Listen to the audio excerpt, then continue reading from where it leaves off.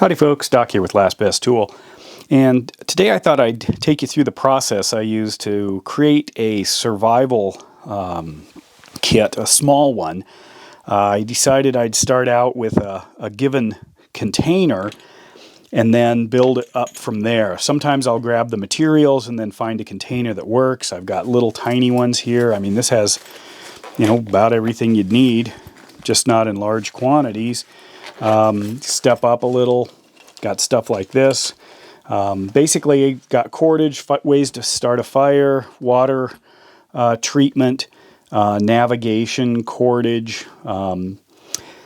Anyway, I decided I'd lock onto these Exotac match cases. I really like match cases. I actually collect old ones. But what these are just solid O-ring sealed metal tubes, aluminum, good texture. They have the striking surface, real coarse one here, a finer one on the inside, and then they screw together quite snugly. I have several of those, and I decided I'd build out a kit to fit inside one of these, and I'll probably build out a handful of them and give them away to friends and family, but I needed to have some components that all fit in there. And yeah, it would be great if I could fit, this is a small bug out. This is the little bug out, and that's not even close. This is a mini lighter. That'd take up almost all of it right there if I went with a mini Bic. Even compasses are pretty good sized, and this is a small compass, wrist compasses. You go much smaller and you get junk compasses, and I didn't want any junk in this thing. So for starting out with the cutting, which is always important, I decided to go with a utility knife blade that would fit inside. Basically, I opened up one of these guys, and then I was just working with how much room stuff would take in order to build out the design. I ended up, if I'm going to go with that as my knife, I got what I think are probably some of the best. These are the DeWalt Carbide Edge, made in the USA ones. They're about $1 a piece, so from the standpoint of utility blades, they're fairly expensive. But the Carbide Edge should last a lot longer. So if it's survival, sure, I'll go ahead and do it. I got these. Then the next thing I wanted was a couple of fire starting ways, and I thought, well, I want to use these kinds of matches. I'm a big fan of these kind of hurricane matches. They give you plenty of time, even if you've got gloves on and your hands are cold, even when things are moist. That would be one way of starting a fire, and so I've got several of those. And then I've got these guys here, which are Ferrorrods. Ferrorrods are pretty cool. Basically, you can strike them with the, if you can, the back of a knife. Sometimes they round these off, and you can use the front if you have to, but it showers sparks. For real big survival kits, this is what I often use because you can hold on to it. You're not going to snap it in half if your hands are cold or you're wearing gloves. You can do things quite crudely. But for this particular kit, I went with some replacement ones for tiny little ferro rods. Should be able to make it work, and you can hold the ferro rod and strike it against the blade, or the blade against the ferro rod. What I often do is I've got it down, and then I'm striking right into my material, so I'm not trying to, scatter sparks. So that's what I went with there.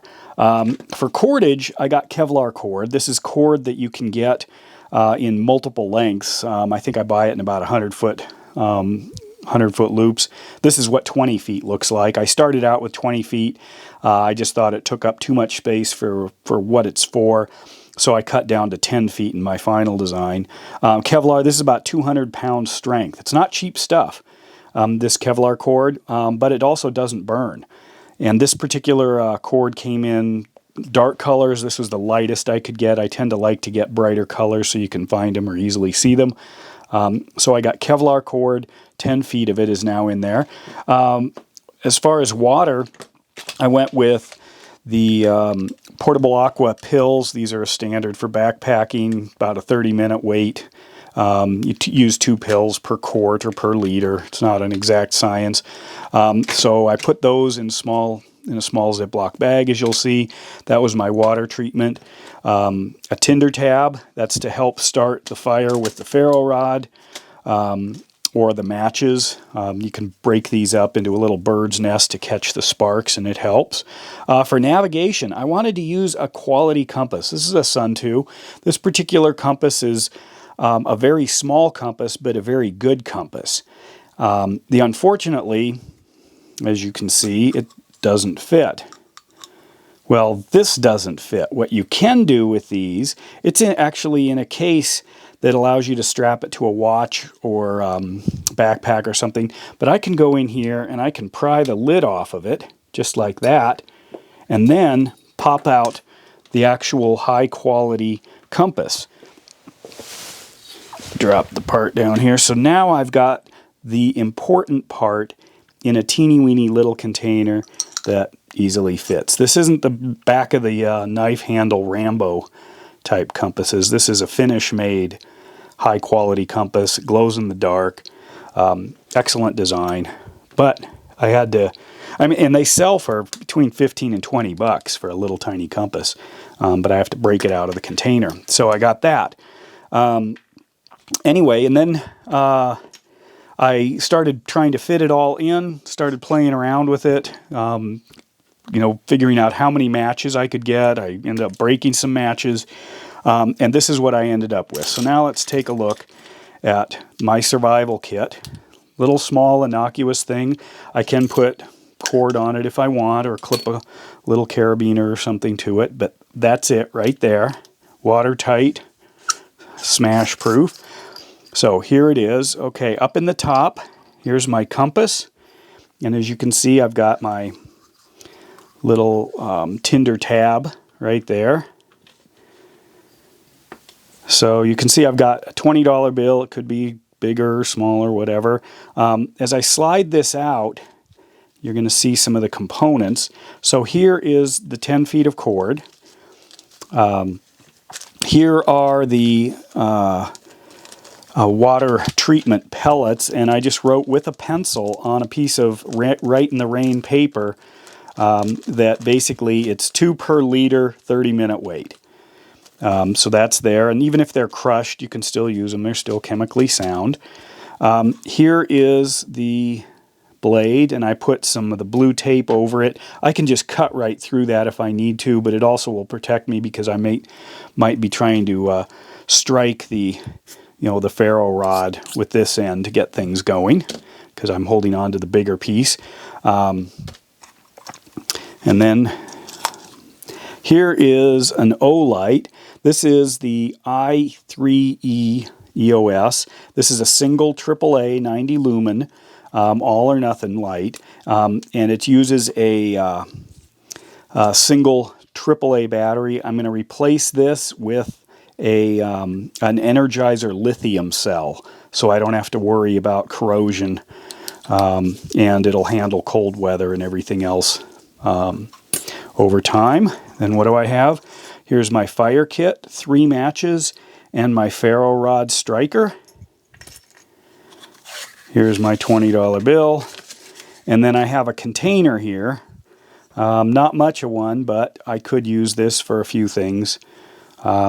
Might wreck it if I was digging with it, but it's possible to scoop water out of a very shallow little, say a stream, not even a stream, just even in a rock, and then move it to another location to consume. So that is the smallest of the good survival kits that I've made. I've done other ones as you move up, larger compasses, larger flashlights, extra batteries, Ferrorods. Here's one with a solid match case, similar moleskin, Write in the Rain stuff. And then I went with an orange theme on this guy, so that's where that knife would go. I use wrist compasses. Again, I'm a fan of the Suunto line. They're great compasses. As soon as I can, I'll upgrade to lighters. Obviously, in here, I went with the Exotac lighter cover. Keeps it watertight. But again, all that costs size. considering that the match case in this survival kit alone, this one goes with me all over the place, is about the same size as the entire survival kit I just built here. So there's no reason to leave home without it. And with that, Doc out.